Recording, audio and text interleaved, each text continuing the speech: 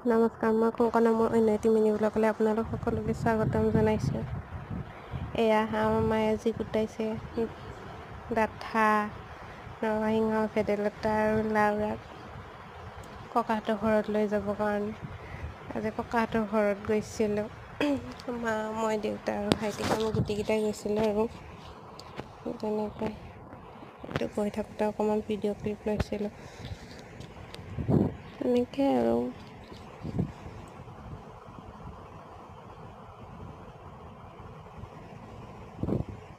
সেইখিনি পুৰবিতাৰীৰ ফ্ৰণ্টৰখিনি হয় আৰু ইয়াতে মই ককাহঁতৰ ঘৰত যাই পিনে অলপমান এনেই মই নিজে আইনাত ভিডিঅ' কৰিছোঁ। কাম বন নাই আৰু কি কৰি থাকিম, তাকে কৰি থাকিছোঁ আৰু